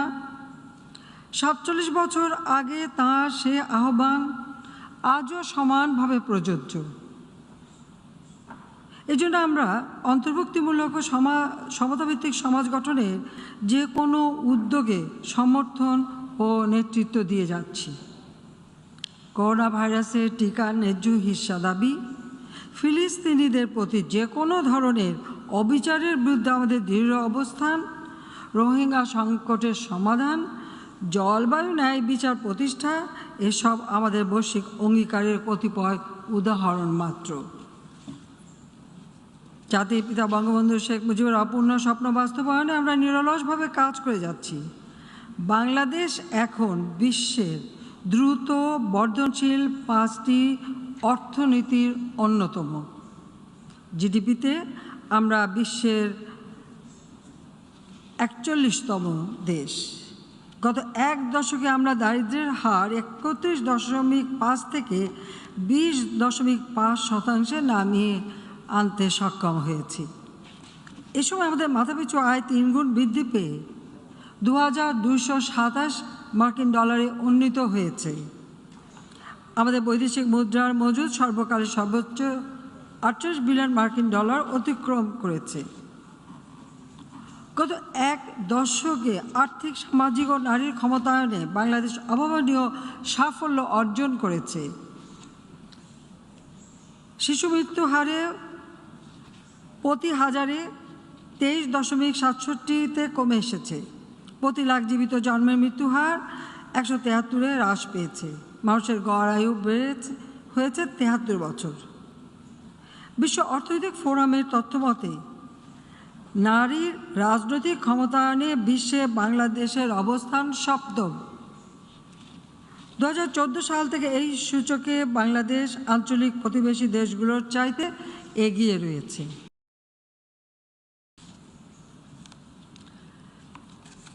আমাদের ডিজিটাল বাংলাদেশ উদ্যোগ আর্থসামাজিক উন্নয়ন, শিক্ষা, দুর্যোগ ঝুঁকি হ্রাস, নারী ক্ষমতায়ন সহ অন্যান্য অনেক ক্ষেত্রে অভূতপূর্ব সাড়া জাগিয়েছে। আমরা ব্যাপকভাবে সামাজিক নিরাপত্তা বেষ্টনী কর্মসূচি সম্প্রসারণ করেছি। টেকসই উন্নয়ন প্রতিবেদন 2021 অনুযায়ী 2015 সাল থেকে টেকসই উন্নয়ন অভিষ্ট লক্ষ্যমাত্রা সূচকে বাংলাদেশ অনেক ক্ষেত্রেই এগিয়ে গেছে। এ সাফল্যের মূলে রয়েছে নারীর উন্নতি ও ক্ষমতায়নে বিপুল বিনিয়োগ। এ বিনিয়োগ আমাদের রূপান্তর সক্ষম উন্নয়নে বিপুল অবদান রেখেছে। এবছর আমরা স্বল্পোন্নত দেশের তালিকা থেকে উত্তরণের মাইল ফলক অর্জন করেছি। এখন আমাদের স্বপ্ন বাংলাদেশকে 2041 সালের মধ্যে একটি জ্ঞানভিত্তিক উন্নত দেশ এবং 2100 সালের মধ্যে সমৃদ্ধ ও টেকসই বদ্বীপে রূপান্তর করা। জনাব সভাপতি, বাংলাদেশে কোভিড-19 মহামারীর প্রকোপ আশঙ্কার চেয়ে অনেক কম হয়েছে। তৃণমূল পর্যায় থেকে আমাদের শক্তিশালী স্বাস্থ্য ব্যবস্থার কারণে এটা সম্ভব হয়েছে। এছাড়া এ মহামারী মোকাবেলায় আমাদের সময়োচিত, সমন্বিত ও বহুমুখী উদ্যোগ কার্যকর ভূমিকা রেখেছে। জীবন ও জীবিকার ভারসাম্য রক্ষা করতে শুরুতে আমাদের দেশ বেশ কিছু কঠোর সিদ্ধান্ত নিতে হয়েছিল। অর্থনীতিকে সচল রাখতে বিভিন্ন সময় আমরা 28টি প্রণোদনা প্যাকেজের মাধ্যমে প্রায় 1460 কোটি মার্কিন ডলার বরাদ্দ দিয়েছি, যা মোট দেশজ উৎপাদনের 4.44%। করোনা ভাইরাসের টিকা সংগ্রহের জন্য চলতি অর্থ বছরের বাজেটে 161 কোটি মার্কিন ডলারের সংস্থান রাখা হয়েছে। অতি দরিদ্র, বিশেষ চাহিদা সম্পন্ন, বিদেশ ফেরত প্রবাসী, অসহায় নারীদের মতো সমাজের দুর্বলতর জনগোষ্ঠীর জন্য পর্যাপ্ত উদ্যোগ আমরা গ্রহণ করেছি। গত বছর মহামারীর প্রাদুর্ভাব শুরু থেকে আমরা প্রায় 4 কোটি মানুষকে নগদ অর্থসহ অন্যান্য সহায়তা দিয়েছি। সময়োচিত পদক্ষেপ ও আমাদের জনগণের বিরূপ পরিস্থিতি মোকাবেলার সক্ষমতার কারণে 2020 সালেও আমরা 5% বেশি অর্থনৈতিক প্রবৃদ্ধি অর্জন করতে সক্ষম হয়েছি। মাননীয় সভাপতি, অনাদিকাল হতে মানবজাতি প্রাকৃতিক দুর্যোগ, মহামারী ও মানবসৃষ্ট নানা সংঘাত ও দুর্যোগ মোকাবেলা করে আসছে। এত সত্ত্বেও বুকে আশা ও আত্মবিশ্বাস নিয়ে মানবজাতি এসব পাহাড় সম সমস্যা অতিক্রম করে টিকে রয়েছে। এই মহামারী এমনি একটি সংকট যেখান থেকে বহু মানুষের টিকে থাকার অনুপ্রেরণামূলক এবং উদারতার উদাহরণ সৃষ্টি হয়েছে। তবে দুঃখজনক হলেও এই মহামারী আরও বেশ কিছুদিন স্থায়ী হবে বলে মনে হচ্ছে। সেজন্য এই অভিন্ন শত্রুকে মোকাবেলা করার জন্য অতীতের যে কোনো সময়ের চেয়ে এখন আমাদের অনেক বেশি নতুন, অন্তর্ভুক্তিমূলক ও বৈশ্বিক পরিকল্পনা গ্রহণ করতে হবে। এ বিষয়ে আমি কয়েকটি সুনির্দিষ্ট প্রস্তাব এখানে তুলে ধরতে চাই।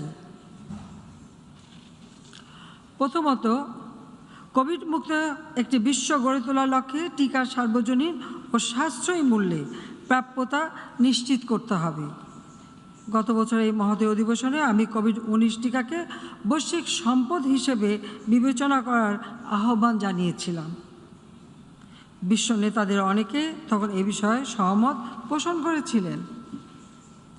সে আবেদনে তেমন কোনো সাড়া পাওয়া যায়নি, বরং আমরা ধনী ও দরিদ্র দেশগুলোর মধ্যে টিকা বৈষম্য বাড়তে দেখেছি। বিশ্বব্যাংকের তথ্য মতে এ যাবৎ উৎপাদিত টিকার 84% উচ্চ ও উচ্চ মধ্যম আয়ের দেশগুলোর মানুষের কাছে পৌঁছেছে। অন্যদিকে নিম্ন আয়ের দেশগুলো 1%-ও কম টিকা পেয়েছে। জরুরি ভিত্তিতে এ বৈষম্য দূর করতে হবে। লক্ষ লক্ষ মানুষকে টিকা থেকে দূরে রেখে কখনোই টেকসই পুনরুদ্ধার সম্ভব নয়।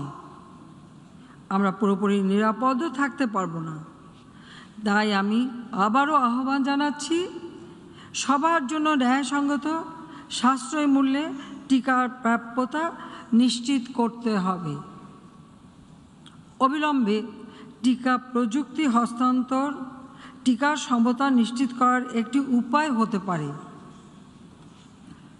প্রযুক্তি সহায়তা ও মেধাস্বত্বে ছাড় পেলে বাংলাদেশও ব্যাপক পরিমাণে টিকা তৈরি করতে সক্ষম। দ্বিতীয়ত, এই মহামারী জলবায়ু পরিবর্তনের ঝুঁকিতে থাকা দেশগুলোকে অতিমাত্রায় ক্ষতিগ্রস্ত করেছে। জলবায়ু পরিবর্তন বিষয়ক ইন্টারগভর্নমেন্টাল প্যানেল অন ক্লাইমেট চেঞ্জের ওয়ার্কিং গ্রুপ 1-এর প্রতিবেদনে আমাদের এই গ্রহের ভবিষ্যতের এক ভয়াল চিত্র ফুটে উঠেছে। দ্রুত ব্যবস্থা না নিলে জলবায়ু পরিবর্তনের ধ্বংসাত্মক প্রভাব কাটিয়ে ওঠা কঠিন হবে। ধনী অথবা দরিদ্র কোনো দেশই এর বিরূপ প্রতিক্রিয়া থেকে নিরাপদ নয়। তাই আমি ধনী ও শিল্পোন্নত দেশগুলোকে কার্বন নিঃসরণের জন্য ক্ষতিপূরণ প্রদান এবং টেকসই অভিযোজনের জন্য অর্থায়ন ও প্রযুক্তি অবাধ হস্তান্তরের আহ্বান জানাচ্ছি। ক্লাইমেট ভালনারেবল ফোরাম এবং vulnerable 20 group of ministers of ফাইন্যান্সের সভাপতি হিসেবে আমরা মুজিব জলবায়ু সমৃদ্ধি পরিকল্পনা দশক 2030 এর কার্যক্রম শুরু করেছি। এ পরিকল্পনায় বাংলাদেশের জন্য জলবায়ুকে ঝুঁকির কারণ নয় বরং সমৃদ্ধির নিয়ামক হিসেবে পরিণত করার কর্মসূচি গৃহীত হয়েছে।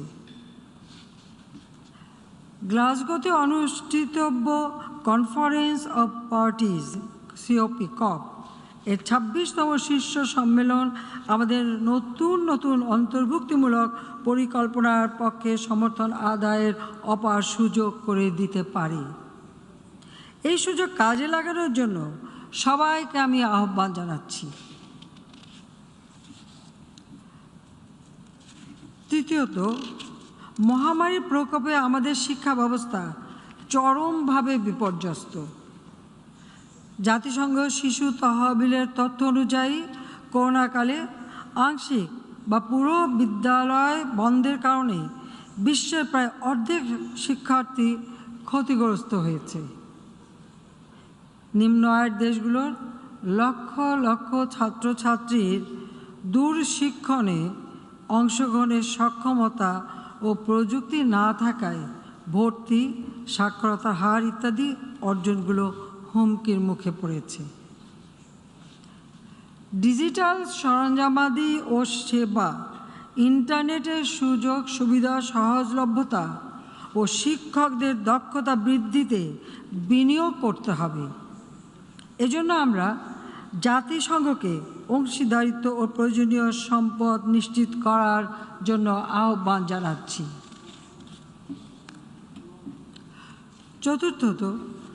চতুর্থত, কোভিড-19 অতিমারীর নজিরবিহীন প্রতিকূল পরিস্থিতির মধ্যে আমরা স্বল্পোন্নত দেশের তালিকা থেকে উত্তরণের পথে রয়েছি। তবে এই মহামারী অনেক দেশের উত্তরণের আকাঙ্ক্ষাকে বিপন্ন করবে। স্বল্পোন্নত দেশের টেকসই উত্তরণ ত্বরান্বিত করার জন্য উন্নয়ন সহযোগীদের কাছ থেকে আমরা প্রণোদনাভিত্তিক উত্তরণ কাঠামো প্রণয়নে আরও সহায়তা আশা করি। LDC পাঁচ সম্মেলনের প্রস্তুতিমূলক কমিটির অন্যতম সভাপতি হিসেবে আমরা আশা করি যে দোহা সম্মেলনের সুনির্দিষ্ট ফলাফল আরও বেশি সংখ্যক দেশকে সক্ষমতা দান করবে, যেন তারা স্বল্পোন্নত দেশের কাতার থেকে টেকসইভাবে উত্তরণ ঘটাতে পারে। পঞ্চমত, মহামারীকালে প্রবাসীরা অপরিহার্য কর্মী হিসেবে স্বাস্থ্য ও অন্যান্য জরুরি সেবা খাতে গুরুত্বপূর্ণ অবদান রাখছেন। তারাও সম্মুখ সারির যোদ্ধা।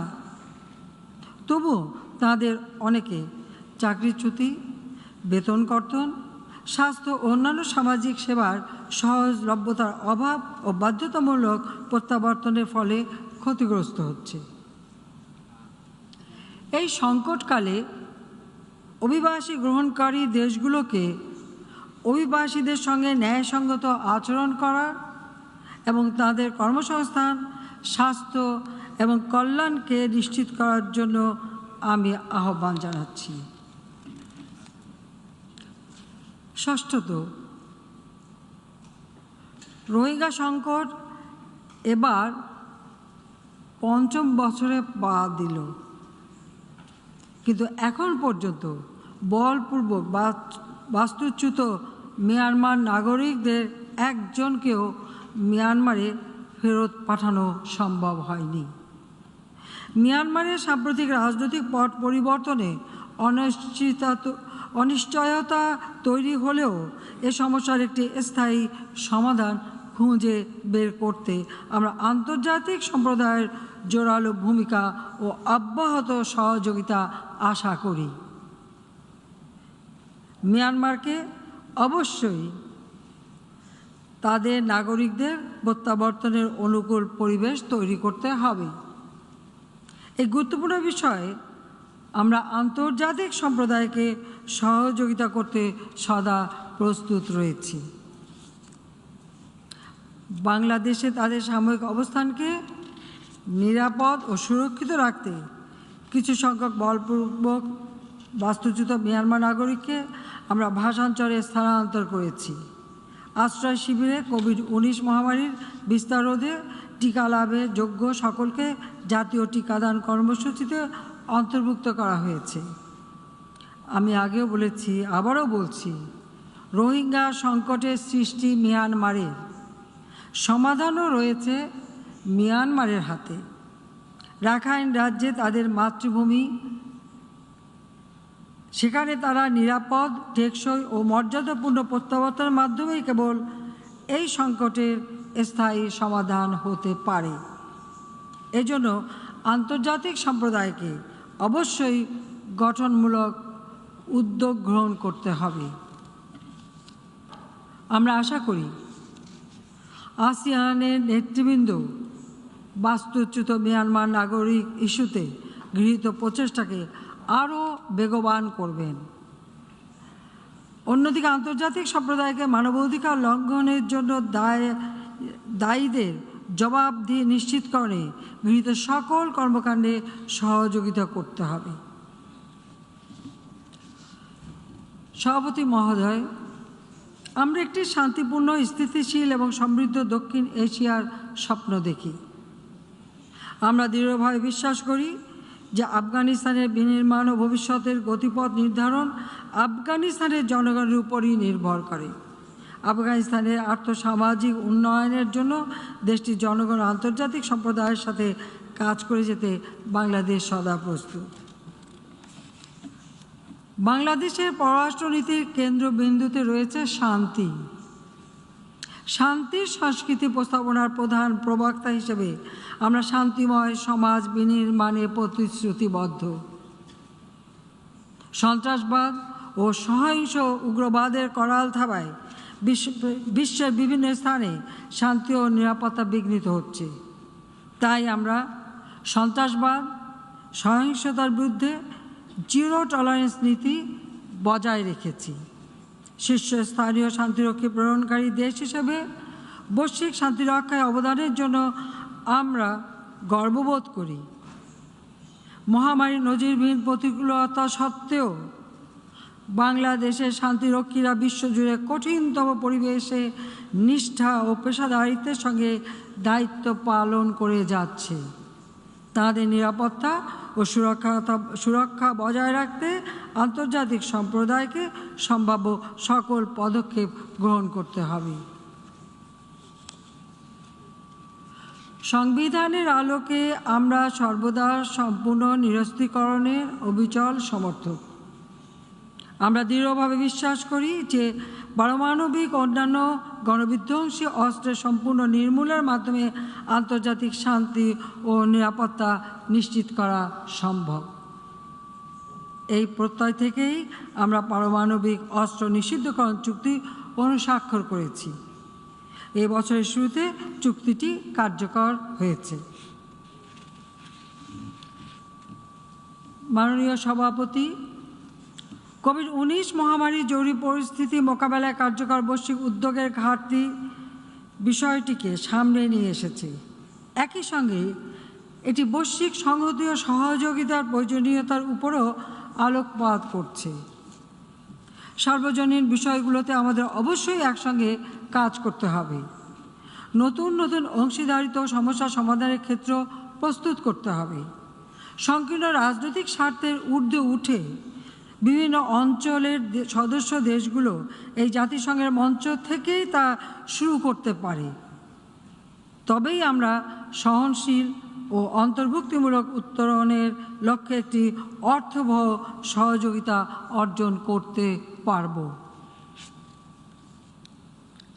এই ক্রান্তিলগ্নে জাতিসংঘই হোক আমাদের ভরসার সর্বোত্তম কেন্দ্রস্থল। আসুন সেই ভরসাকে বাঁচিয়ে রাখার প্রত্যয়ে আমরা সবাই হাতে হাত মিলিয়ে একযোগে কাজ করি। আমি বক্তব্য শেষ করবার পূর্বে সারা বিশ্বে শান্তি ও ন্যায় বিচার প্রতিষ্ঠার এই মহান সংস্থার সামনে বিগত প্রায় ৪৬ বছর আগে আমার পরিবারের সদস্যদের নির্মমভাবে হত্যা ন্যায় বিচার পাওয়ার প্রত্যাশার কথা তুলে ধরতে চাই। ১৯৭৫ সালের ১৫ই আগস্ট ভোরে একদল বিপদগামী ঘাতক আমার পিতা বাংলাদেশের তৎকালীন রাষ্ট্রপতি জাতির পিতা বঙ্গবন্ধু শেখ মুজিবুর রহমান, আমার স্নেহময়ী মা বেগম ফজিলাতুন্নেসা মুজিব, আমার ছোট ৩ ভাই মুক্তিযোদ্ধা ক্যাপ্টেন শেখ কামাল, মুক্তিযোদ্ধা লেফটেন্যান্ট শেখ জামাল এবং ১০ বছরের ছোট্ট ভাইটি শেখ রাসেল, আমার চাচা মুক্তিযোদ্ধা শেখ আবু নাসের সহ আমাদের পরিবার আত্মীয় স্বজন সহ ১৮ জনকে নির্মমভাবে হত্যা করা হয়েছিল। আমি আর আমার ছোট বোন রেহানা আমরা তখন বিদেশে ছিলাম বলে ঘাতকের হাত থেকে বেঁচে গিয়েছিলাম। ৬ বছর আমরা দেশে ফিরতে পারিনি। মিলিটারি ডিক্টেটর আমাদের দেশে আসতে দেয়নি। স্বজন হারানোর বেদনা বুকে নিয়ে বিদেশের মাটিতে নির্বাসিত জীবন কাটিয়েছি। এরপর জনগণের সমর্থন নিয়ে দেশে ফিরে আসার সুযোগ পাই। দেশে এসে আমি আমার দেশের মানুষের গণতান্ত্রিক অধিকার, ভোট ও ভাতের অধিকার আদায়ের সংগ্রাম শুরু করি। অনেক ঘাত প্রতিঘাতের মধ্য দিয়েই আমাকে চলতে হয়েছে। বারবার মৃত্যুর মুখে পড়তে হয়েছে, কারাবরণ করতে হয়েছে। থেমে থাকিনি, পথ চলেছি। আমার একটাই লক্ষ্য, আমার পিতা, জাতির পিতা বঙ্গবন্ধু শেখ মুজিব যে স্বপ্ন দেখেছিলেন সুখী সমৃদ্ধ সোনার বাংলাদেশ প্রতিষ্ঠা করবেন, আমি সেই কাজ আন্তরিকতার সাথে করে যাচ্ছি। যতদিন বেঁচে থাকব মানুষের কল্যাণের জন্য নিজের জীবনকে আমি উৎসর্গ করেছি।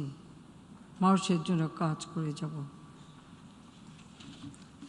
ইনশাল্লাহ বাংলাদেশের মানুষ উন্নত জীবন পাবে। আপনাদের সবাইকে আমি আবারও আন্তরিক ধন্যবাদ জানাচ্ছি। খোদা হাফেজ।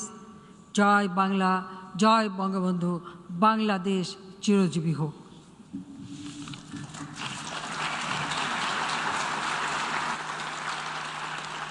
On behalf of the General Assembly, I wish to thank Her Excellency Sheikh Hasina, Prime Minister of the People's Republic of Bangladesh, for her statement, and I request protocol to escort Her Excellency.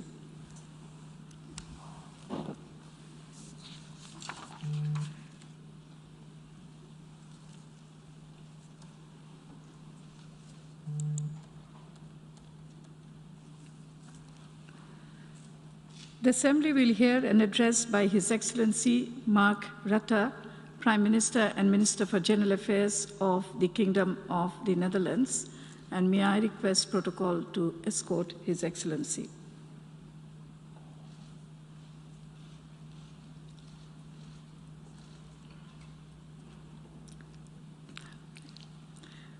I have great pleasure and honor in welcoming His Excellency Mark Rutte, Prime Minister and Minister for General Affairs of the Kingdom of the Netherlands, and I invite him to address the General Assembly now.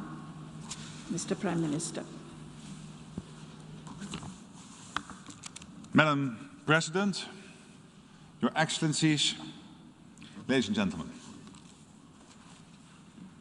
This spring, after a year in the grip of the COVID-19 pandemic, we looked forward to the summer.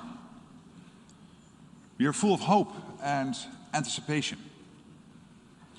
Despite our concern for our loved ones and our economies, there was light at the end of the tunnel, thanks to the scientific community, which developed vaccines and offering a way out of the crisis. Defeating the virus seemed like only a matter of time. The summer of 2021 will be the summer of freedom regained. But in fact, it became a summer of worry. It's true that in the most affluent parts of the world, vaccination campaigns are well underway.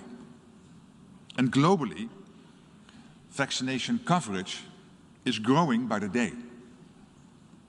But it is not growing fast enough, and it's not growing everywhere. Not by any means. What's more, the virus hit back, and the Delta variant took hold. The pandemic itself is far from over, let alone the long-term consequences of the crisis. And there were other major concerns too. Different parts of the world were battered by extreme weather and devastating natural disasters. From heavy flooding in Africa, China, and Western Europe, to forest fires in North America and the Mediterranean, and hurricanes in the Caribbean. Using hard science and clear statistics, the IPCC's climate change report confirmed what we could see with our own eyes. Climate change is happening now. It's impacting us all, and it's hitting us hard. On top of all that, this summer, a tragedy unfolded in Afghanistan. None of us will forget the heartbreaking images of the violence, the people trying to flee, the desperation and the humanitarian need. Right now, it's hard to predict the consequences of these recent developments. But I'm sure that, like me, you felt powerless and despondent. There was a sense of fighting a losing battle, a feeling that the negative forces are winning over the positive, a fear that our efforts are futile. I understand those feelings, but at the same time, I want to appeal to everyone here, let us not give in to cynicism and fatalism. That is my message today, especially today, and especially here. This place, UN headquarters of international cooperation, has proved in the past that we can find solutions together, even if our problems seem too big and too complex. You only have to think back to the start of the UN over 75 years ago, when much of the world lay in ruins. At the very point when the world faced an impossible task, countries united and got to work.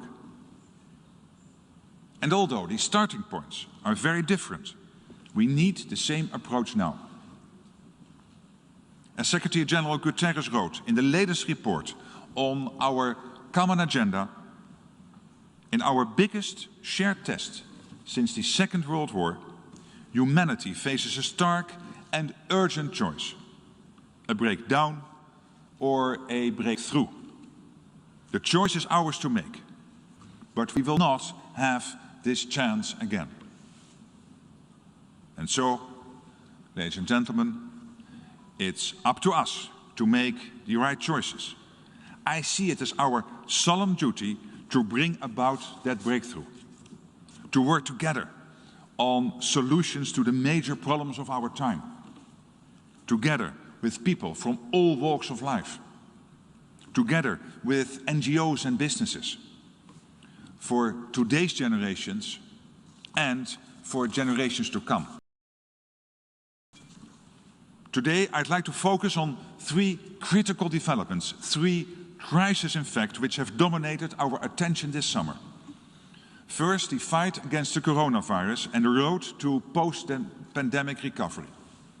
Second, the disruptive impact of the climate crisis and what we need to do in response. And third, the situation in Afghanistan. Let me start with the most acute challenge we face: finding a way out of the COVID-19 pandemic. We have to realize how dependent we are on each other, because the reality is that no one is safe until everyone is safe. COVID-19 will remain a threat for as long as a large part of the world is not fully vaccinated. So global solidarity is not simply the right thing to do, it's the only thing we can do to end the pandemic. To that end, we need to put all our effort into stepping up vaccine production and sharing the available doses fairly, so we can vaccinate as many people as quickly as possible. The King of the Netherlands is fully committed to that goal. We have contributed 172 million euros to the WHO's ACT Accelerator, for example. And for every vaccine dose we administer in the Netherlands, we aim to give one away. By the end of the year, we will over 20 million vaccines to countries in need via the COVAX program. Alongside the public health crisis, COVID-19 also led to a shadow pandemic. Staying at home proved especially dangerous for women as domestic violence increased dramatically. And more broadly, the most vulnerable sections of society are the ones who've been hit the hardest by the crisis. The impact on young people, women and girls, has been enormous. Young people couldn't attend school and faced other obstacles to their development. Many women lost their jobs in global supply chains, like the clothing industry. What's more, some governments have used anti-COVID measures as a pretext to restrict fundamental human rights, such as freedom of expression. Many human rights defenders and civil society organizations have suffered as a result. Given all this, all development goals by 2030, together with the Paris goals, the SDGs are our guide towards a sustainable recovery in an uncertain world. To support that objective, the King of the Netherlands